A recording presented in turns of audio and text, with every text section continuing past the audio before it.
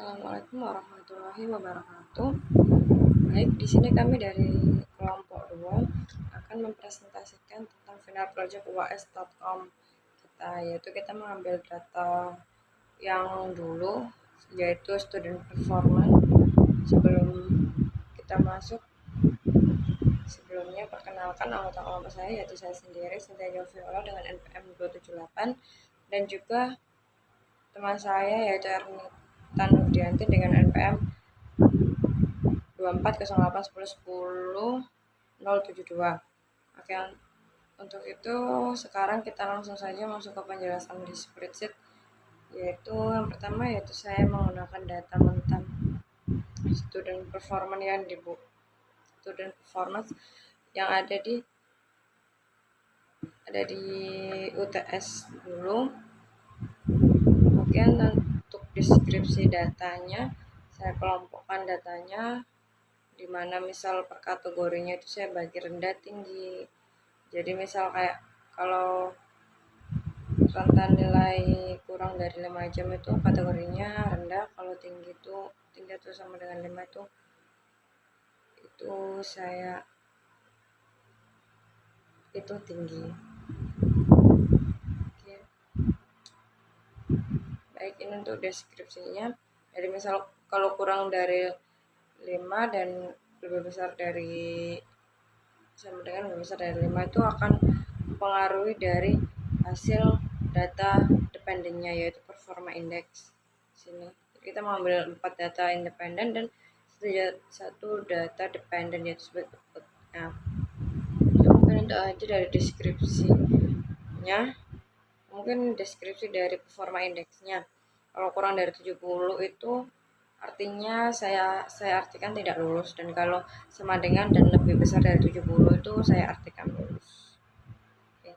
Selanjutnya yaitu kita ke data set yang akan saya gunakan. Di sini saya menggunakan 200 data. Oke. 200 data yang sudah saya gunakan reduksi dari data set mentah. Yang pertama yaitu kita bagi kelasnya menjadi 2, yaitu kurang dari 70 dan lebih besar atau sama dengan dari 70. Setelah kita bagi kelasnya di 2, kita hitung banyak data yang kurang dari 70 itu berapa dan lebih dari sama dengan 70 itu berapa. Kita temukan ini untuk rumusnya, yaitu perhitungannya, yaitu out if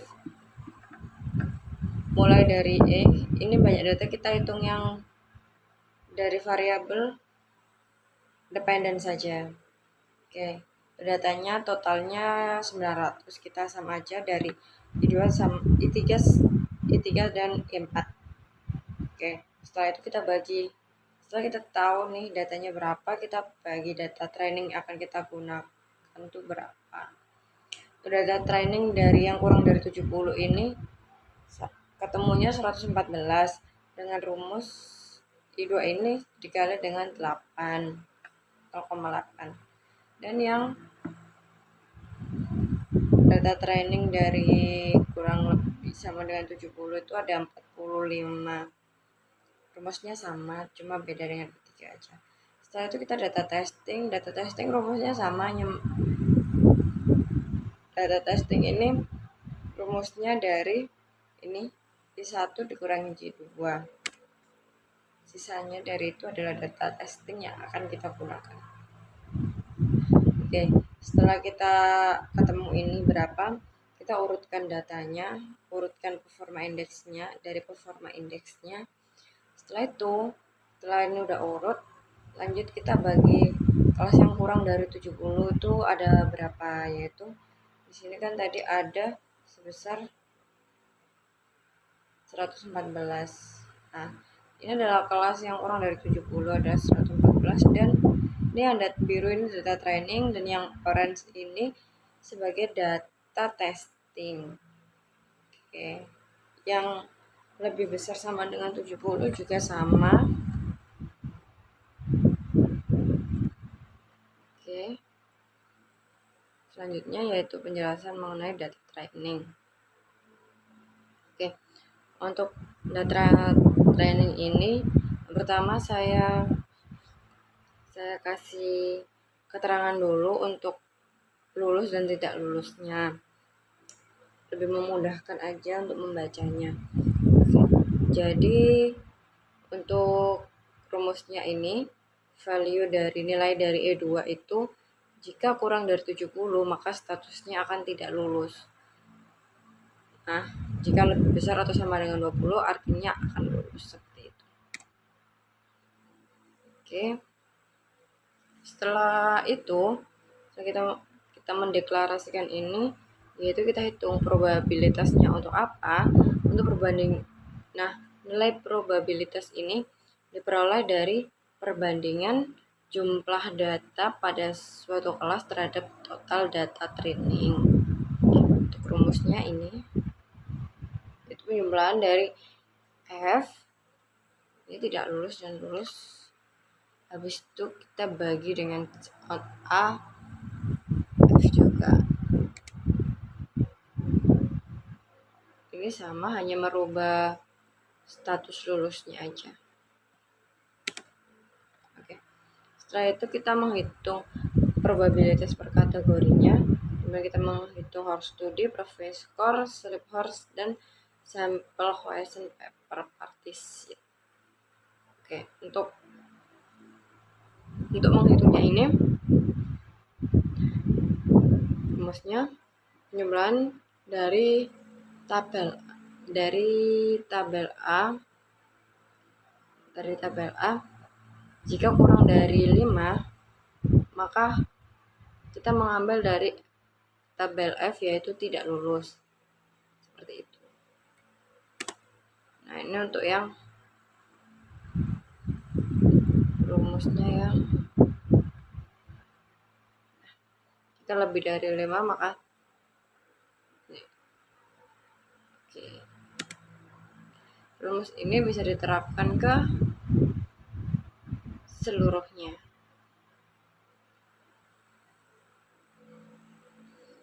Dan selanjutnya itu penjelasan dari data testing. Nah, data testing ini kita kan udah ambil dari 20%-nya. Nah, itu kita gabungkan di sini. Dari 20%, 20% kurang 20% yang kurang dari 70, nilai yang kurang dari 70, dan 20% nilai yang sama dengan atau lebih dari 70. Nah, setelah itu kita ubah nilai numerik ini agar lebih mudah dibaca dengan deklarasi yang udah kita buat, yaitu tinggi atau rendah, seperti itu. Setelah kita ubah,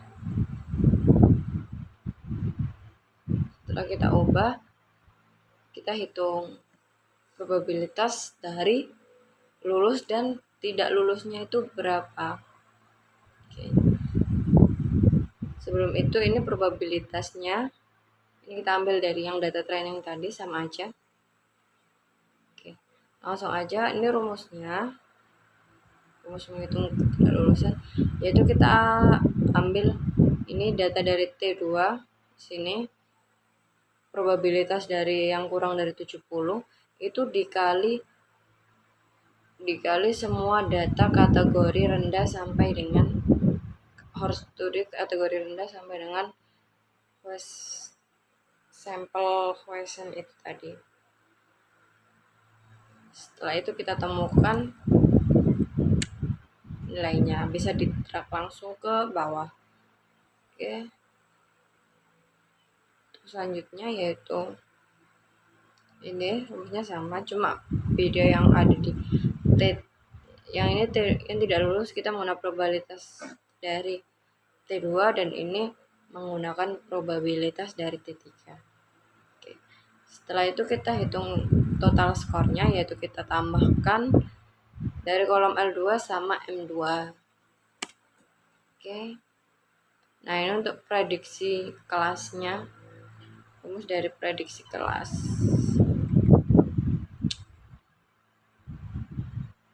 Nah, kita menggunakan array constraint, itu formula indeksnya tidak lulus dan lulus. Untuk rumus matematikanya, yaitu max dari L2 sama dengan M2, yaitu L2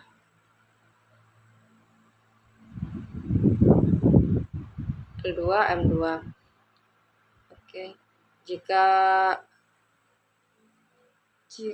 L2-nya itu adalah kurang dari M2, maka statusnya akan, pokoknya jika L2-nya kurang dari M2, maka hasilnya akan lulus. Begitu juga sebaliknya, seperti itu. Dan kita kasih keterangan jika lulus itu adalah 0 dan jika tidak lulus itu 1, seperti itu. Setelah itu kita ke pengecekan. Ini ada rumus pengecekan. Ini dari U2 sama dengan F2. Jika lulus 1, jika lulus 0, jika tidak lulus 1. Oke. Selanjutnya yaitu kita lihat akurasinya. Akurasi dari program kita yaitu 38,09. Nah, ini untuk rumusnya, yaitu ngesum dari hasil P ini seluruhnya, dan kita bagi dengan konsta yang ada di F2 karena untuk perbandingan hasil benar atau salah, untuk hasil perbandingan dari data yang belum dinormalisasikan, seperti itu. Oke, mungkin itu saja penjelasan dari spreadsheet saya. Untuk kode programnya akan dijelaskan oleh teman saya. Terima kasih. Nah, oke, di sini saya akan melanjutkan penjelasan rekan saya di dalam kode program. Di sini pada bagian pertama kita menggunakan fungsi prediksi kelas di sini, di mana fungsi tersebut bertindak sebagai pengambil keputusan. Logikanya itu sangat sederhana, di mana program ini membandingkan nilai prop TL atau probabilitas tidak lulus dengan prop L atau probabilitas lulus. Jika nilai tidak lulus lebih besar atau sama dengan nilai lulus di sini, maka sistem akan memberikan label tidak lulus. Lalu pada bagian selanjutnya, di sini kan ada data dan di sini ini kan memasukkan data ya. Sebentar. Di sini masukkan data yang akan diuji dalam sebuah array 2 dimensi bernama data testing. Nah, ini data testing. Di dalam array ini setiap baris mewakili satu data testing yang berisi pasangan angka atau probabilitas. Di sini, nah, ini pasangan angka semua. Lalu kita juga bisa menambah atau mengurangi data pada bagian ini. Nah, dan program akan secara otomatis menghitung jumlah total data yang ada pada fungsi size of. Nah, sini ada fungsinya. Sini hitung otomatis menggunakan fungsi size of. Lalu pada bagian utama program atau bagian main berfungsi untuk menampilkan data tersebut ke layar dalam bentuk tabel yang rapi dengan menggunakan pustaka Iomenib.